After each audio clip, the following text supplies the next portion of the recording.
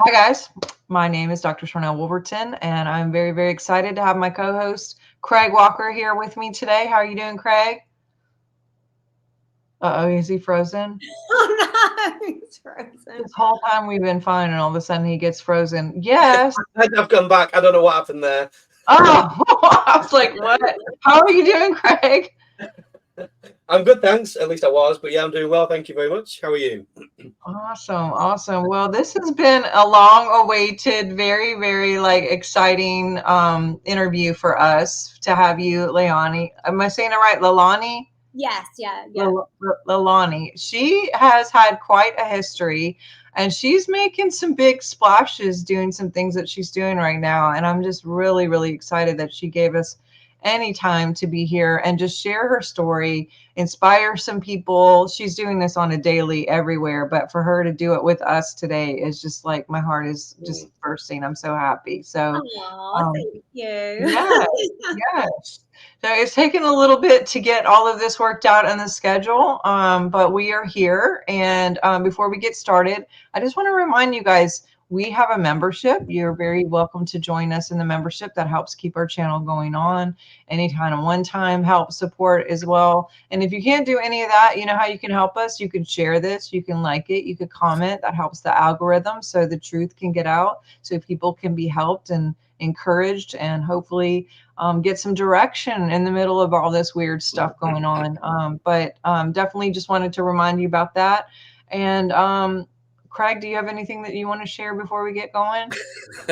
Yeah, so obviously I'm British as well, as is Leilani, and so when I was a teenager, I used to have a paper round, and Leilani used to be a page 3 girl. And to those Americans that don't know what that is, it's when they used to pose topless women on page 3. But I'm going to leave that, and we're going to move on quite swiftly because I told him, if you bring this up, you have to be professional about it. Like, don't try to, don't blame. Look, he's already red all the time. It was a big part of my life. It was a big, amazing part of my life. It's totally fine. I'm happy to talk about anything. No, it's fine. Like I said, I just had to say that because I've got friends who will just find that hilarious. Anyway, yeah. So something that happened with all the events that happened in 2020 that we have to talk in code about because of censorship. There was some unusual heroes stepped up, and Leilani, you were one of them, that you used your voice and your channel and your output to start speaking out against narratives, certain narratives. And I just think about people like Matt Letitia, who's to those that don't know, was a professional footballer.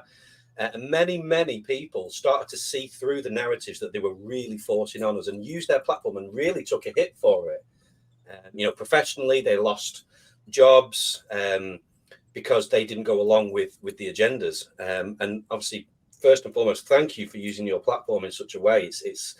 It's brilliant because there is an uprising happening, and it's a peaceful uprising, which is brilliant. It's not anarchy, although they want to make it anarchy. There is something happening at the moment, and which is almost like a cultural revolution, almost, where people are realizing the powers that were, as I like to call them, are losing control of our minds. And you're doing your part in that. And I'd love to know, have you always had that inclination? Have you, your worldview that you have now, have you always had that? I have. I read David Icke's books when I was 20, I think. So, Wow. 25 years ago. And it really changed the pathway to my life, I think. And although I didn't vocalize it a lot, people that knew me kind of was like, oh God, she's really out there. So it wasn't something I spoke about, publicly or anything for a lot of those years. And then when I moved to Los Angeles, I think I was 25, 26 at the time. There's two kind of parts of Los Angeles. There's the very superficial part, but there's also a part where people are into alternative things, alternative healing, good food, organic food, chiropractic, all kinds of kind of natural healing and that. So with that, I think I've always had that in my mind. And, when this stuff started to come out in 2020, the people I was already following, like Dr. Rashid Buttar, chiropractors, alternative healers, when they started talking about the power of, certain vitamins or sunlight or fresh air or all the things that we were asked to have taken away from us when we were locked in our homes, I was like, I cannot stay silent on this. I have to share what they're sharing. I have to encourage the people that I know or who follow me to read about them and alternative things to what we're seeing in the media. I'm also really big on the power of mind. My fiance's had cancer, and when he had cancer, people didn't call him up saying, hey, everyone that gets cancer is going to die. I know this person who died of cancer. I know this person who. It's all very positive. You have your friends and you have your family around you, and they encourage you and encourage healing and say, you're going to get through this, you're going to get better, and they give you everything to arm you with how you can eat differently, what you can change, lifestyle change to get through that. And that was the complete opposite of what they did with this 2020 thing that happened, the total opposite. So for me, I think it was really important to speak about it, because I also wanted to get people together speaking about it, and whether they were arguing with me in the comments below my posts, at least there was a discussion going on, and I could see the kind of change. Obviously, before I got thrown off Instagram, I could see the change, and I could see that people were building their own little communities and friendship groups, underneath my Facebook posts or my Instagram posts, and I wasn't on Twitter at that point early on. Yes, and so for people who don't know about you or aren't British, I mean, you've done TV. Give a little bit of background just so people have like an understanding where you come from. So I had a very normal upbringing. I was quite outdoorsy. I had ponies. I guess it wasn't normal. It was kind of, maybe it was a privileged background. But my mum's from the Philippines, my dad's English, they're still together. I went to a Catholic school, and then I was going to go to uni and study economics. I thought I wanted to work in banking. God, I'm so glad I didn't. So glad I didn't. And I got spotted when I was 18 for the Miss Great Britain competition. So I took part in that, and I left uni to take part in the Miss Universe competition in '98. So I thought I was just going to have a year out and go back. And I decided not to. I started modeling, and I suppose, and then I started Page 3, which is, I think Red Craig says he's seen me in the newspapers. And I suppose it was kind of like the English version of a Playmate, but you don't show your bottom half. So it was just your top. So there was that. And from that, it led on to reality shows. And then I decided I wanted to move to America. So I moved to America when I was 26 and lived in Los Angeles. And I did a couple more reality shows here. Then I moved back to England, then I moved back to LA, and then I ended up back in England where I did the Real Housewives of Cheshire, which was, I suppose, it was the English version of the Housewives of Beverly Hills or New York or whatever you might see. And that also kind of showed me as well.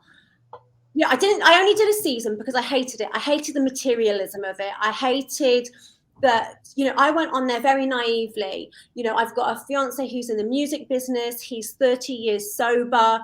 I thought I was going to show a different life of people that have, a celebrity partner. And, first day I get there in a lunch, they're like, right, come on, champagne lunch. And I'm like, this isn't what I do. I have a very healthy lifestyle, and I can't, be pretending that this is what I do when I go and have lunch, because, I've got a fiance who's completely sober for 30 years in the program. So it became quite stressful doing the show. And I think the production thought they could lead me down a certain path, and I'm very strong-minded, and they couldn't. But what it showed me is that they love to split the audience, and they love to take, they love people arguing, the audience arguing once the show's finished. They love people, the viewers, to argue amongst themselves about the different characters, and they want to show the worst parts of what's going on, which I think is what our news does. And to me, I was watching the breakfast shows in 2020, you know, Jeremy Kyle, is it Jeremy or Jeremy Vine? Jeremy Vine, yeah. I was watching their shows, and I was watching the way they used this, what was going on, almost as entertainment, to get people arguing amongst themselves, to get people angry at each other, to get people fighting, to get people pointing fingers if people didn't want to lock down, you know, all of this. And so I think that even though The Housewives wasn't something that I loved, it showed me a lot, you know, for the journey I was going to take later on. Interesting. Wow.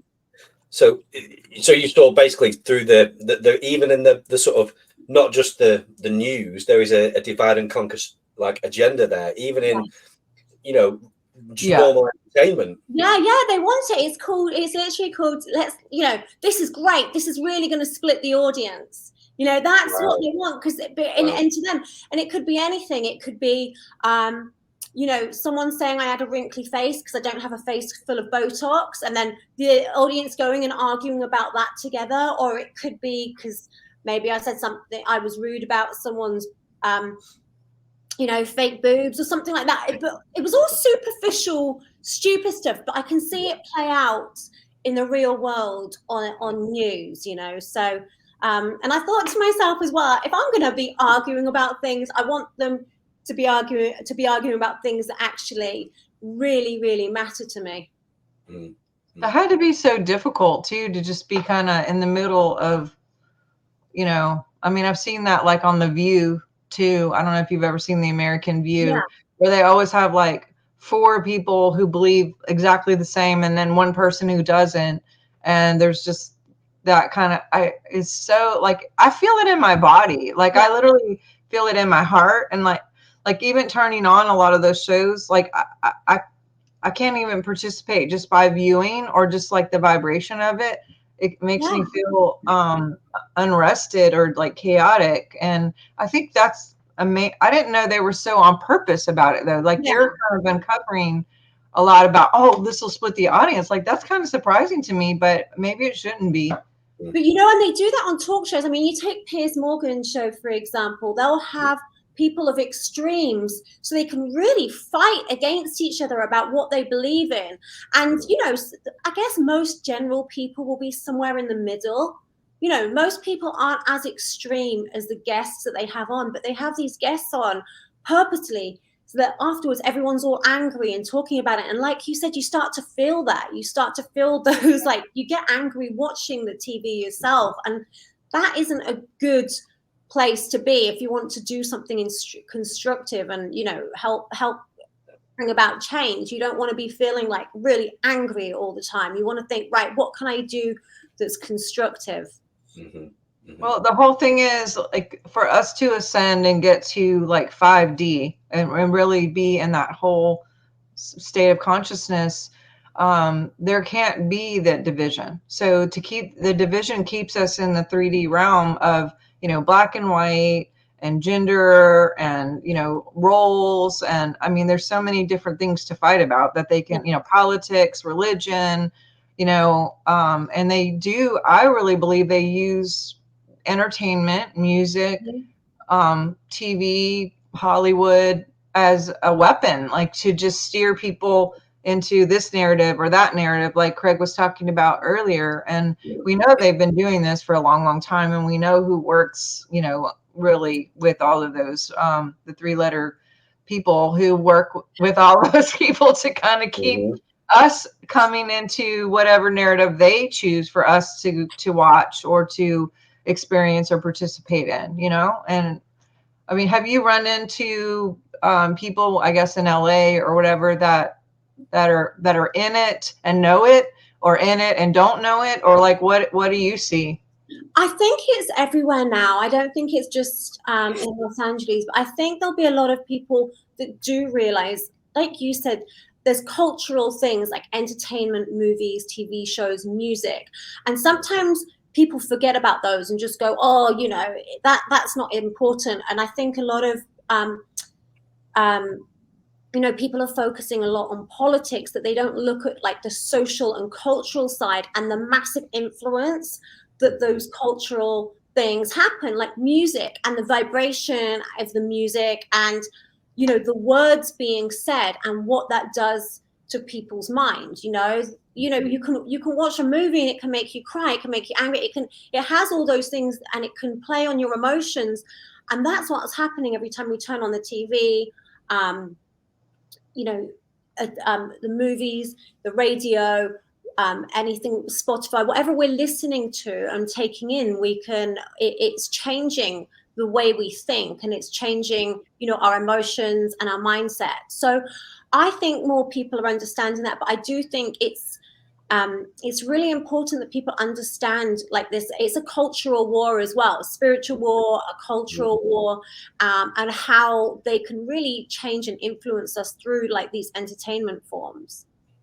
Right.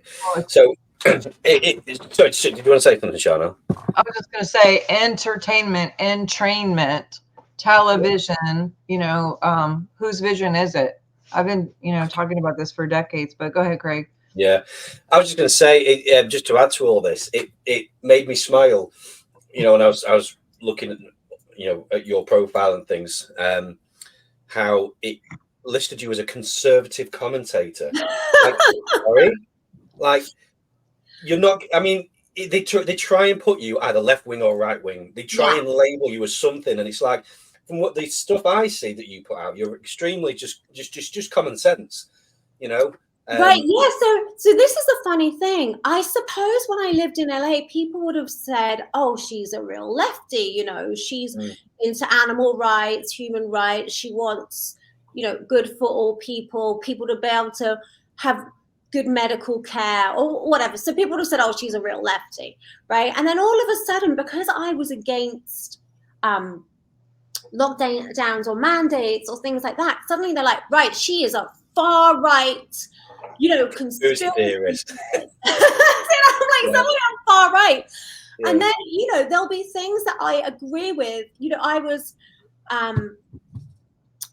happy that we got out of lockdowns and things early. That doesn't make me you know, a Tory or something, you know, because I'm happy that we got out of lockdowns early, or we didn't go as hard as other countries, especially like, you know, the more socialist countries like Canada and New Zealand. We weren't as far. So, but that doesn't make me like this super right wing. And I really don't know that much about politics because I've hated all politicians, and I'm like, you know, I don't align with either side. I'm somewhere, you know, I'm somewhere in the middle, and I want the best for people. And, you know, I'll hate on the Conservatives and I'll hate on Labour, and then sometimes I'll like a couple of policies here, or I'll like a couple of policies there. But, you know, you can't just, but when I guess I was a social commentator, as I said, commenting on like cultural things, and then suddenly like they're like, right, you're a conservative this, or because I was on GB News before they decided to censor and like fire all the good people, you know, suddenly I was like this conservative, and it's like, no, that's not quite it.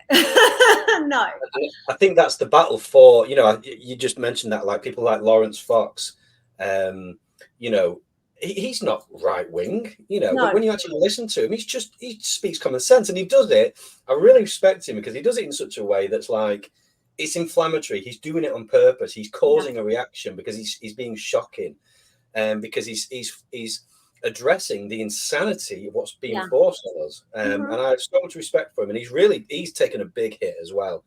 Massive. He didn't want to be in politics, you know. He just wanted to continue acting, but because he said a few common sense things, you know, the way that a lot of people think, suddenly he was cancelled by this like really crazy minority of people, and just, you know, totally cancelled and lost work. And I think that's been a really huge thing for people who want to say something but feel that they can't, because obviously, you know, they have to support their families and keep a roof over their heads. So that's right, and I have so much admiration for him because I know he's taken a hit. Like say, he was on GB News and they cancelled him, and what's the father? The Calvin as well. Yeah. Just brilliant commentators, yeah. total common sense. And they brought a lot of viewers to GB News, and then they got rid of them because clearly some agendas crept in there. So, and Mark Steyn as well, massive Mark Steyn. I used to go on his show every week when he was on there. And they were like this is the thing as well, the complaints are orchestrated. So Mark Steyn had complaints, but the reason he had complaints wasn't from GB News viewers. It was from people on Twitter who'd say, right, let's cause a pylon. This is Mark's show. This is the time. This is the title of the show. This is the time it was on. Say this about the show, and here's the link. So you basically have everything there for the people to just click on a link, make a complaint, and it wasn't something that would ever have happened organically by the viewers. And then I guess GB News didn't stand by him when Ofcom, came after him. But again, it was all very orchestrated by other people, and it wasn't something that happened organically. And he was a brilliant guy. He was able to make people laugh at the most serious things, and that's really important, I think, as well, because they want us really upset. They want us in fear. Like, if we're not in fear of the narrative, they want us in fear of talking about it or standing up against it. And Mark was just like Katie Hopkins is really funny. These people can make you laugh about the most awful things, and sometimes being able to laugh and still remain happy is totally not what they want, and it empowers you as well. And sadly, they got rid of Mark too. Yeah, so I mean, laughter is, like what you're saying, is a superpower. Laughter is really important. I mean, I love Ricky Gervais, and so I had a big Ricky Gervais fan. Me too. Yeah, so for me, I do. Can I just say, we're quite woo on here. We can get quite woo, so feel free to. I mean, you've already said that you've read David Icke's book, so I assume you're pretty out there as well. So feel free to just say whatever you want to say. But I was on over the lockdowns and stuff in meditation. I was having an issue with everything that was going on. I was angry all the time. This is so angry at what they're doing. I could see through the narrative, see that it was all a hoax, etc. And I just had it drop in me. I was in meditation one day, and it said, "Laughter and joy will save the world." Yeah.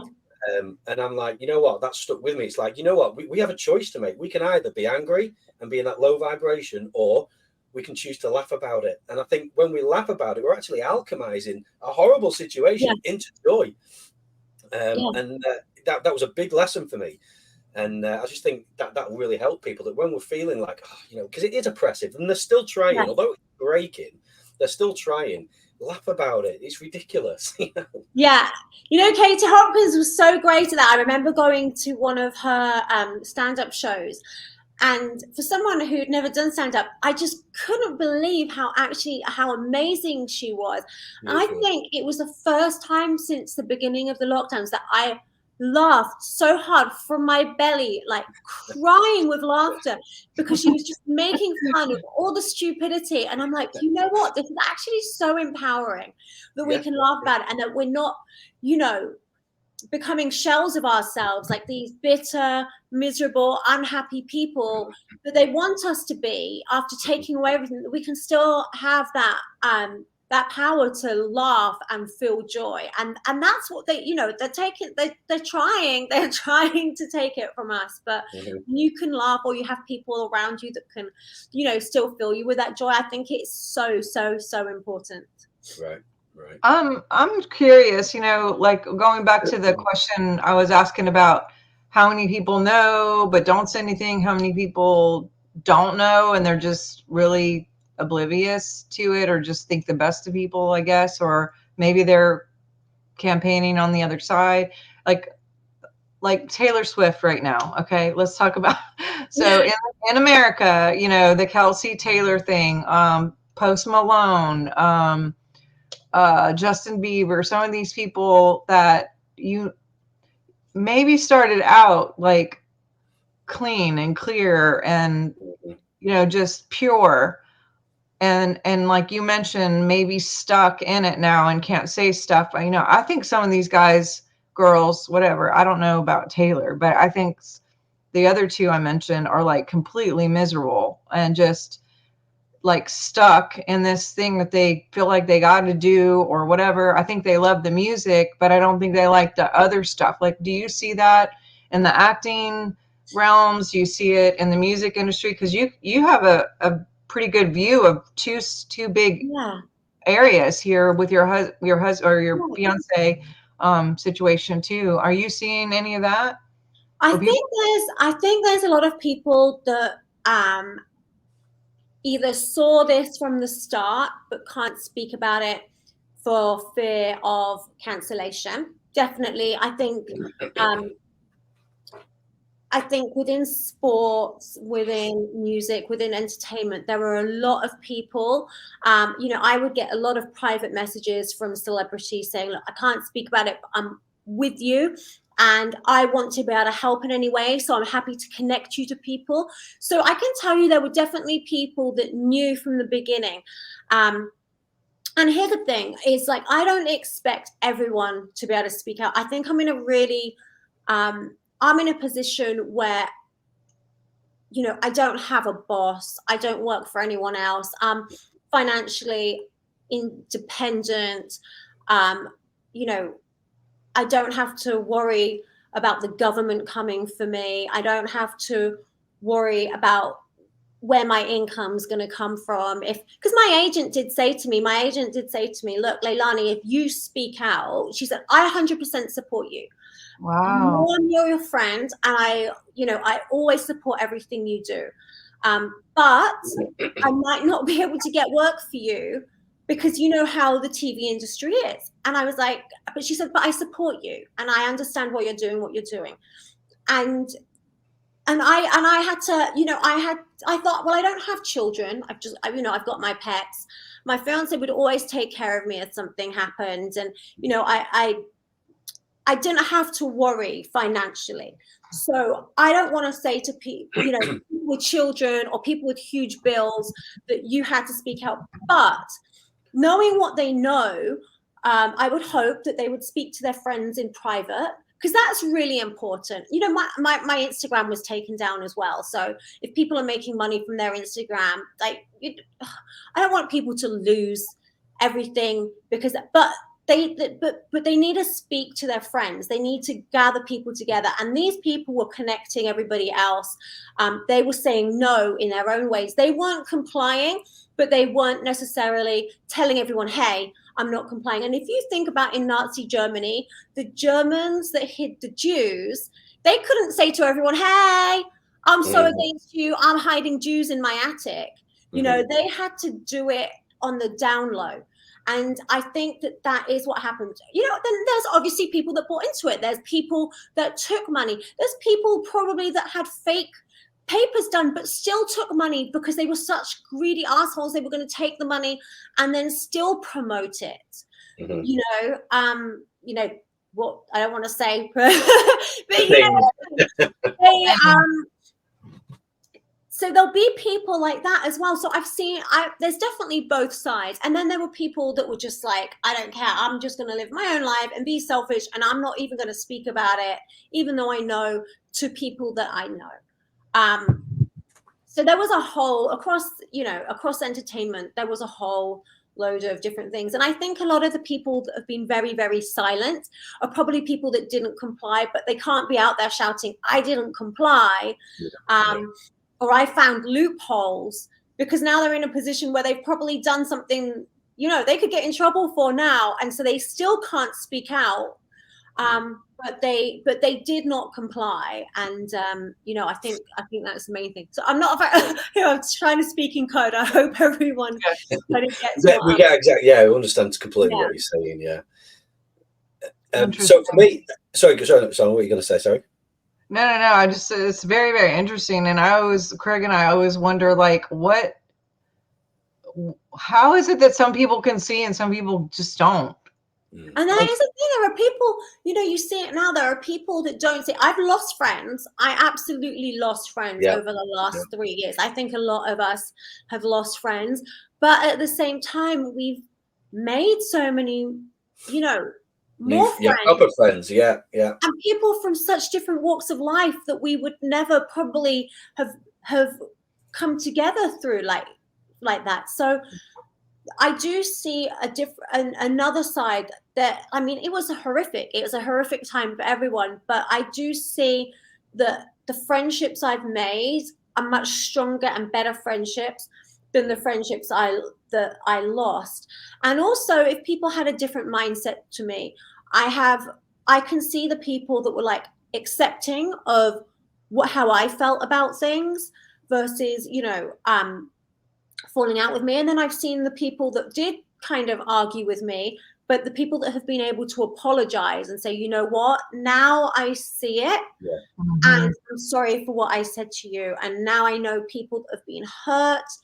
And I really feel stupid for what I said. And I've had a few of those, but then I also have sort of people that have just stayed, Don't have the disappeared humility or and character. Yeah, gone yeah. forever. That's it. I mean, daily in the news, we're seeing now. Even Nigel Farage is speaking out about it now, about the thing that goes in the arm that we don't talk about.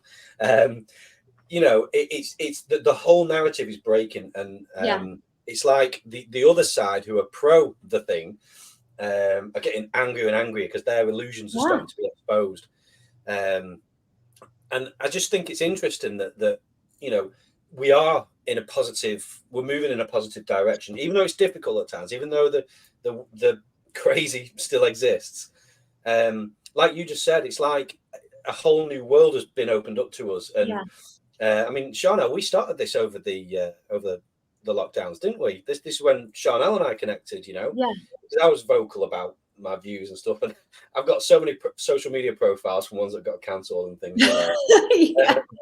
But that's how we connected. Again, we're fairly woo. We go out there with a lot of things with regards to disclosure and extraterrestrials and things like that. We've been there, but I mean, you must have a capacity for this sort of thing if you're into David Icke. And we actually had David Icke and Christiane on in November. Oh, I love Christiane and David. Yeah.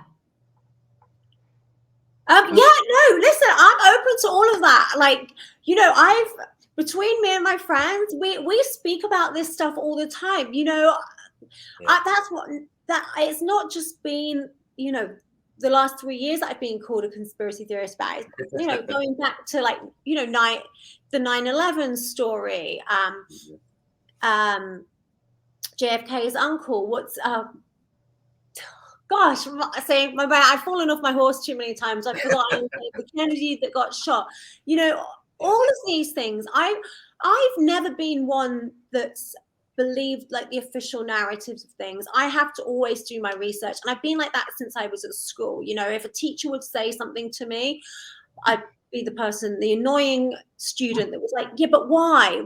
And everyone's like, don't ask that. We just want to get out of class and go home and finish this lesson and go out to play or have lunch. And I'm there saying but no, you're telling me this.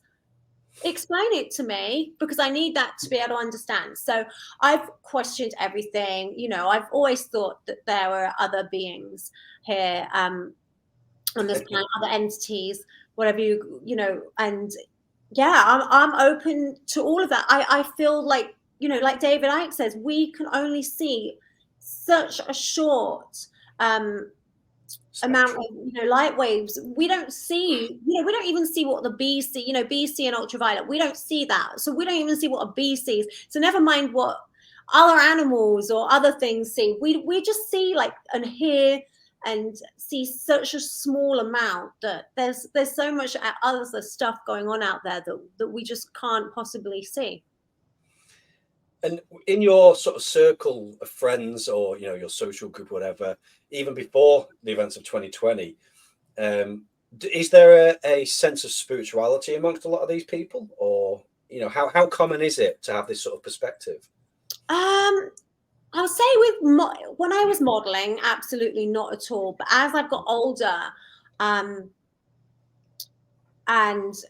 getting away from that, I think like attracted like a little bit more. And I think the more you talk about these things, you're going to have your friends that are like, oh, here she goes again. And like, let's not talk about it with them. But then you have your open-minded friends, and it's like, okay, great. And you can have like these deep, amazing conversations, and you can just, talk about it. So I wouldn't say it's common, but I'd say now the people that are around me, because I'm very much more open and I'll say what I think about anything.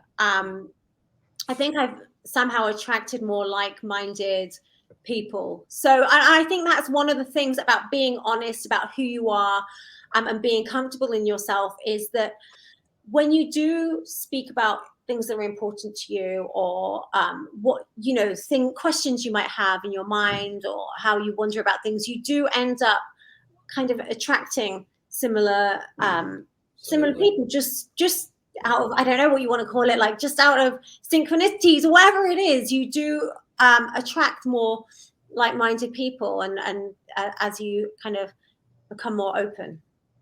That's I totally agree. Yes. Yeah. Yes. And then when my mentor, Robert Stevens, he would always say that if we run into people who maybe aren't as like-minded, that either they go, or maybe we somehow attracted that too. Because if we have any doubt or fear, or if we are like not integrated in some way, that vibration also kind of leaks out. Not kind of, it does. It leaks out. And then we use those people. They will only submit to our lowest common denominator. So if we have fear or doubt about ourselves or what we're doing, that leaks out. And then whoever isn't conscious picks that up, comes and says whatever, and we challenge ourselves, like, and then we have to kind of figure out, like, okay, what did I do to create that? And like, what do I believe, and what's leaking, and, and figure out how to radiate like light and love and all those things, instead of being a sponge taking on what anyone says, or, that isn't maybe our highest. It's quite a fun, it is an interesting time to be in this realm, thrown into all the things. But I have to like look back and go, okay, I picked this. I was born for this. Like, I literally woke up a couple days ago because I've had some. What's that? What were we thinking? Yeah, I know. Like, what was I doing that day? But I literally woke up 2 days ago, and I heard, I get this in the morning, kind of like in between dream stuff, and I get that a lot. And what I heard was, you were born for this. And it sounds so like Joan of Arc, like, Esther kind of shit in the Bible. But at the same time, I was like, so it, like, I felt it in all of my cells. Like, it woke me to, woke me to, and it gave me such peace and courage, and just like, okay, whatever is going to happen, it is. And I must be ready and willing, and somehow born to do this, and to be here at this time with all of you. And we're all doing this together. And I love that you're talking about finding new people, because we are finding each other, and we're staying, and we're still finding each other. And you're just such a pure heart. When I've seen your stuff, I'm going to get emotional, but just the gardening and the animals, and I mentioned this to you in your message. I was like, dude, you are so big, you're so radiant, you're just so full and so pure. And I just, like, it's felt, and I feel that from you. I really do. Even with the slightest thing that you do on social media, like, you are changing lives, and you are inspiring people, and you're bringing light, and bringing people higher to a new level. And I mean, I just want to thank you so much. Like, I'm getting teary-eyed, but well, it's funny, because I feel like I share my animals and the horses a lot, because I think they really help me. Like, through the lockdowns, like, my biggest nightmares were, what if something happens to my dogs? And I actually woke up crying in nightmares, like, what if something happens to my dog and the vet wouldn't let me be with them if something happened? Because my dogs are old. They're all, one of them's going to turn 16 in 2 weeks. The other one turns 16 at Christmas. And then my horses, like, they're such peaceful, beautiful beings. And so I try and share them. And then with the gardening, I'm trying it myself. And I'm learning. So I'm showing all these exciting things I learned, like, a neighbor of mine's a farmer, and he gave me these things called pallet collars, right? I saw that. I love it. I told my husband, I'm like, we have to do this. You're so encouraging, but keep going. Yes.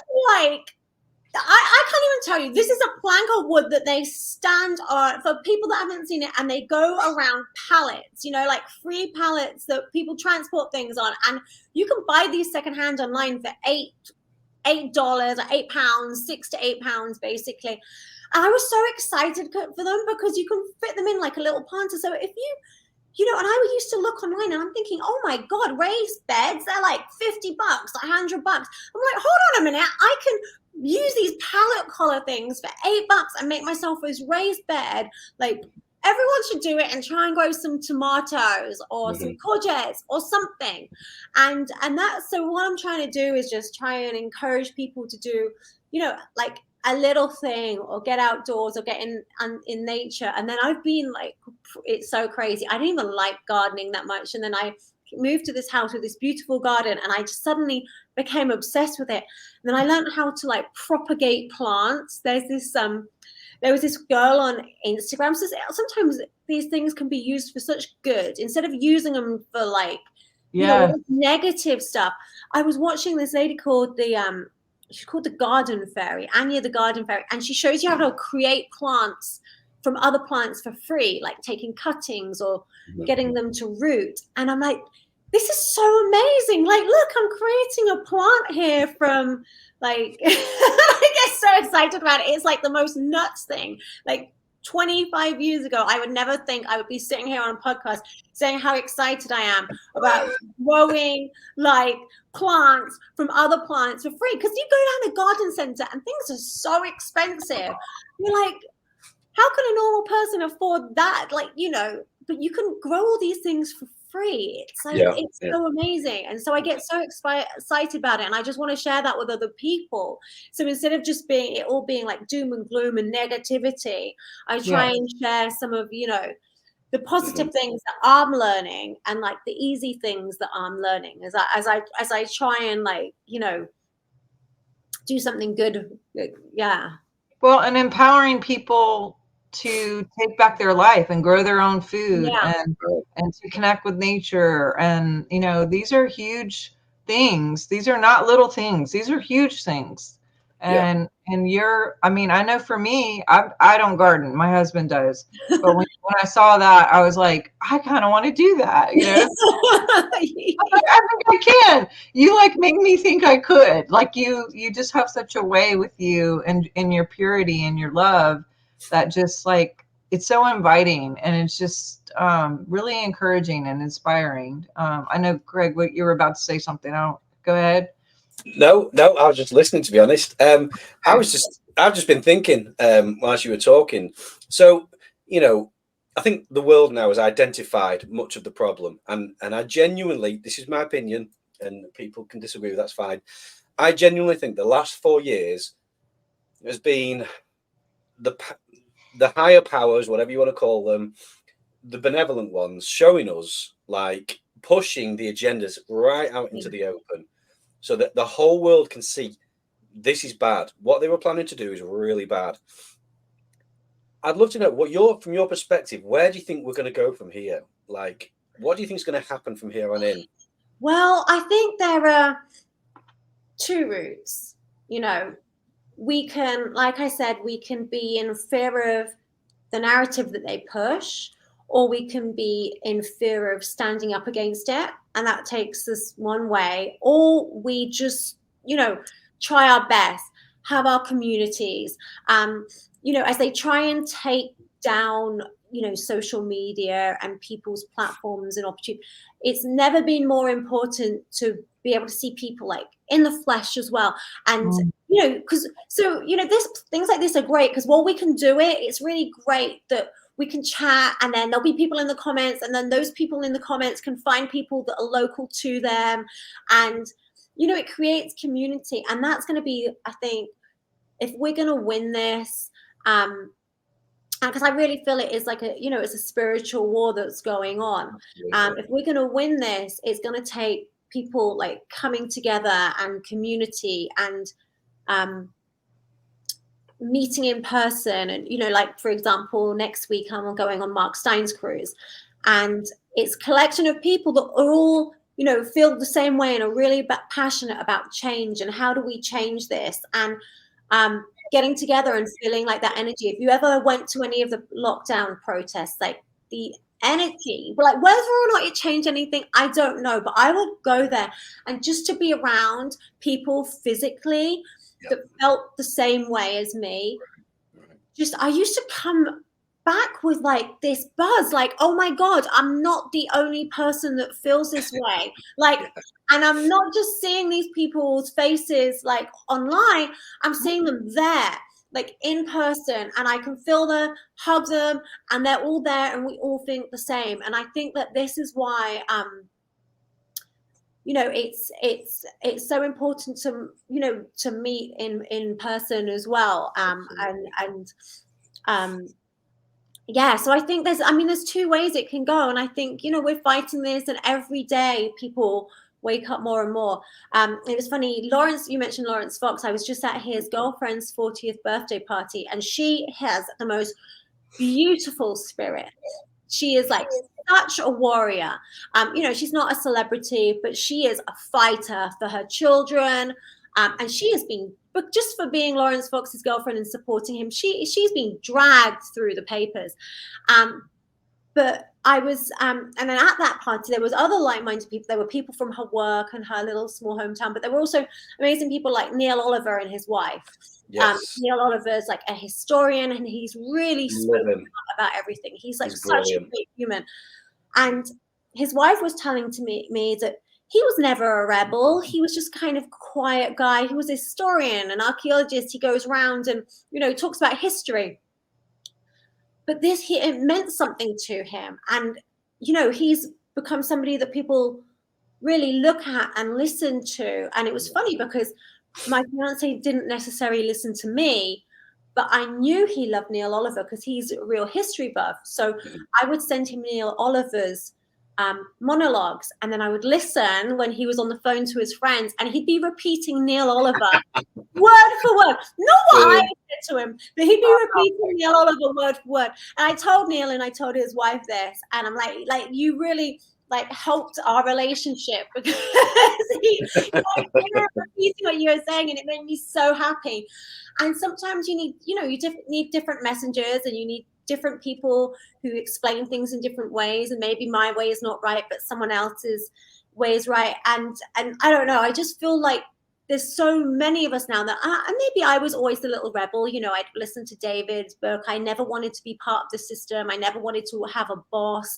I always wanted to work for myself, and never get pulled into like the debt cycle. So I would be one of those people like, when all my friends were buying like high fashion, expensive handbags and shoes or a nice car, I'd be like saving so that, what I wanted, I could buy outright, and I wasn't put into that like, debt system. Dependent on the system. Yeah. So I've been that way since, my 20s, but like, when you hear of all these people that suddenly have had their minds opened up the last 3 years, I think, this is in a way a blessing that we can see everything that they're trying to do to us, and we can see it all now like laid out in front of us, and we all have the choice, because there's plenty of us. If we all get together, there's plenty of us. So I don't I don't see it as, I think if we stick together, it's not going to be the doom and gloom they would want it to be for us. I agree. Fantastic words. Yeah, I think they actually overplayed their hand a little bit and didn't expect the pushback that they got. And, the thing about change is people are okay with change, but they're not okay with resisting change. Like, they don't want to be made to change. Yeah. So I think when they started pushing and trying to say, you have to do this or you lose your job, or you have to do this, and you can't mow the lawn, and you can't, go to the store without this thing, and all of that is like, I think that's where, but on the other side of that, they're also doing weird stuff where they're trying to make it like, and they did this with paying people to do it and stuff like that. But I see at the airports now, I was just with my daughter. I travel a lot. I know you guys travel a lot, but there used to be a TSA line where you could go like quick check or whatever, pre-check, and you paid and you filled out a form. And I mean, there wasn't a whole lot to get it. I mean, besides the act of going and paying for it and doing it. And that line, you could get in faster. And so it was appeasing. Like if you would go up to the thing, you'd see this long line, 18 miles back, and then this line was really short. So all you had to do is pay to get in. Well, now everyone's paid to get in, and they have this other line. So they have the regular line, the TSA, and then they have the new line, which is the I thing. And that line is really, really short. The TSI line is super long. The other one's super long.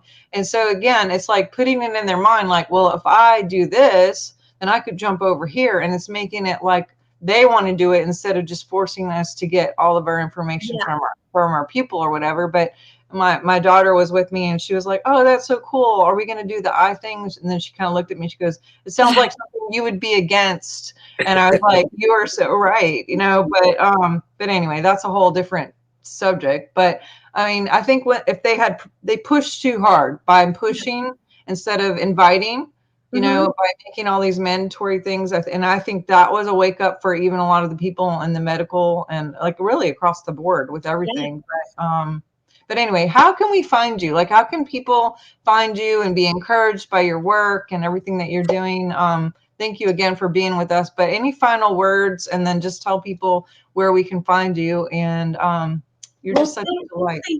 Thank you so much for having me on. Well, you can find me I'm on Twitter a lot. So Leilani Dowding on Twitter. I can't use my name on Instagram because they hate me. So it's half of my first name, so Lani, and then Dowd, half of my last name. So it's like my full name on Twitter, but Lani Dowd on Instagram. I was wondering why that was like that. Now no, they took me down, and I was, I wasn't even. What is funny when they took me down? They didn't take me down when I was necessarily shouting about stuff. They took me down when I was showing people like how to get around things. Hey, I'm going to go to the supermarket day and I'm going to show you how to go shopping without wearing a mask. Or you know what, today we're banned from sitting in England, the UK, we were banned from sitting on public benches. Park benches, yeah. And you couldn't sit on a park bench, definitely not with a coffee. You weren't allowed to take a hot drink with you. So I think I posted things like me sitting on park benches with a coffee with my sister saying, look, guys, this is how easy it is. You sit on the park bench and you drink your coffee and you don't live in fear about it. And then I had people like tagging the Staffordshire police, and I'm like, guys, like they don't even come out for car crime. If your van and your tools get robbed, they don't even care. So you think they're going to come out really because I'm sitting on a bench? Anyway, that was when I got taken down because I think I made it too easy to show people like how you just say no. And so that's a thing that I guess that's my last words. Just like learn how to say no. It's like the old drugs thing, isn't it? They used to teach you just no. When we were kids, yeah. Let's do the opposite. Let's give you a burger and you damn well say yes. But yeah. I love it.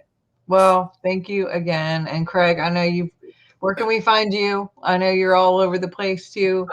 I am all over the place at the minute. To those that don't know, I play drums in 2 bands, Nth Ascension, and I'm actually touring the UK this year with a band called 10 and Gary Hughes. So we're all over. Check out the websites. In fact, you mentioned Taylor Swift before, so we're playing in Edinburgh on the night Taylor Swift's playing in Edinburgh, and all the hotels have just quadrupled in price, which is a complete nightmare. But anyway, so check out those dates. I'm on the usual socials, Craig Martin Walker on Facebook. I'm on Twitter as well, Craig Walker. I like to connect with people, and and Leilani, thank you so much for joining us. It's a real honor. Thank you for having me. Awesome. Awesome. Well, thanks again, guys, for being with us. We are here every week and we love being with you guys. And again, go to my website. You can go to drsharnael.com. I have lots of different services there for biofeedback. I can do all that remote. I have my crystal cards, all my books, lots of classes and different things there. And just, you'll see us here every week, but I'm on all the channels and all the Instagram and now TikTok, I guess. But, you guys have a great day. We love you and we thank you, and send lots of love to this lady as she goes out in the world and rub shoulders with all these other people that she can impact and ignite to love and ignite to light. And you guys keep her in prayer and send her good vibes as she's doing all the things that she does. And this cruise, I just really think that's going to be big. I really think that's going to really put some things together, and you're going to meet some really cool people, and it's gonna bring you to some other things. So I'm glad you're doing this, and I just appreciate you so much. I hope we can keep in touch and Definitely. take care. Yes, ma'am. Thank you. Thank Okay. you. Bye, guys. Thank you. Thank you. Bye-bye. Bye.